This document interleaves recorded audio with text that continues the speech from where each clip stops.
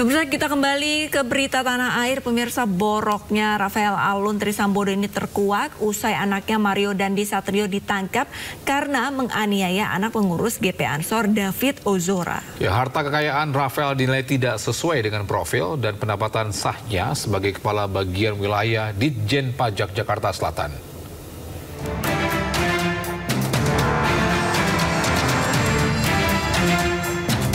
Sepak terjang mantan pejabat Ditjen Pajak Jakarta Selatan, Rafael Alun Trisambodo terkuak akibat ulah anaknya Mario Dandi Satrio. Mario ditangkap setelah menganiaya anak pengurus GP Ansor David Ozora hingga terluka parah. Penganiayaan melibatkan rekan Mario, Shane Lucas, dan seorang perempuan di bawah umur berinisial AG, kekasih Mario. Usai kasus penganiayaan ini viral di media sosial, satu persatu bobrok ayah Mario, Rafael Alun Trisambodo, ikut mencuat ke publik. Harta kekayaan Rafael dinilai tidak sesuai dengan profil dan jumlah pendapatan sahnya. Menteri Keuangan Sri Mulyani lalu mencopot jabatan Rafael Alun Trisambodo sebagai Kepala Bagian Kantor Wilayah DJP Jakarta Selatan II. Komisi Pemberantasan Korupsi pun lalu memeriksa Rafael. Rafael diketahui tidak melaporkan seluruh harta kekayaan miliknya. Akhirnya, KPK menetapkan Rafael sebagai tersangka kasus dugaan gratifikasi dan tindak pidana pencucian uang.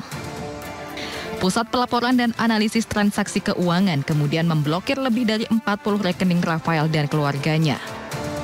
Dalam sidang dakwaan di Pengadilan Tipikor, Jaksa KPK menilai Rafael menerima gratifikasi 16,6 miliar rupiah. Gratifikasi diterima Rafael bersama istrinya Ernie Meike Torandek. Jaksa juga mendakwa Rafael melakukan tindak pidana pencucian uang bersama istrinya selama 20 tahun yang mencapai 111 miliar rupiah. Tim Liputan iNews melaporkan. Pemirsa, untuk mengetahui informasi selengkapnya mengenai sidang vonis Rafael Alun Trisambodo, kami sudah terhubung dengan rekan kami Elsha Casey di Pengadilan Tipikor Jakarta Pusat. Selamat pagi Elsha, pukul berapa rencananya sidang akan dimulai?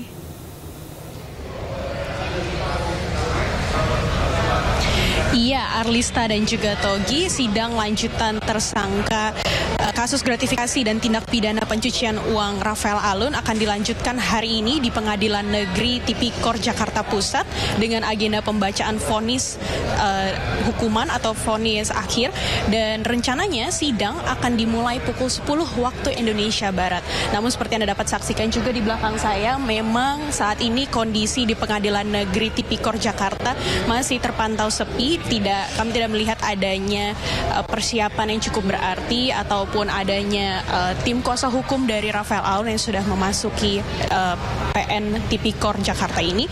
Persiapan masih terpantau relatif minim. Namun memang rencananya akan dimulai tepat waktu pukul 10. Sidang hari ini akan dimulai dipimpin oleh Suparman Nyompa sebagai ketua majelis, dan sebelumnya memang Rafael Alun ini dituntut oleh jaksa penuntut umum hukuman penjara selama 14 tahun dan juga denda 18,9 miliar ditambah 1 miliar atau ganti subsider atau ganti kurungan selama. Rencananya Rafael Alun ini memang sebelumnya, Rafael Alun sebelumnya sudah menyampaikan nota pembelaannya di mana ia meminta untuk dibebaskan dari segala tuntutan, dan ia menilai bahwa dirinya tidak bersalah dan tindak pidana pencucian uang yang dia lakukan itu merupakan sesuatu yang sudah terlalu lama dan tidak bisa diungkit-ungkit kembali.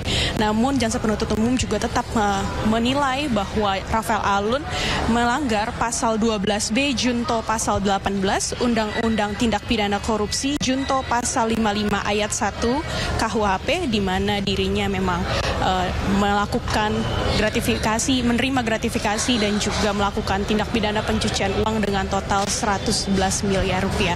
Kita akan saksikan bersama-sama seperti apa kelanjutan sidang vonis dari Rafael Alun ini. Tapi untuk saat ini kembali kepada Anda, Arlista dan juga Togi. Informasinya melaporkan langsung dari Pengadilan Tipikor Jakarta Pusat. Selamat bertugas kembali.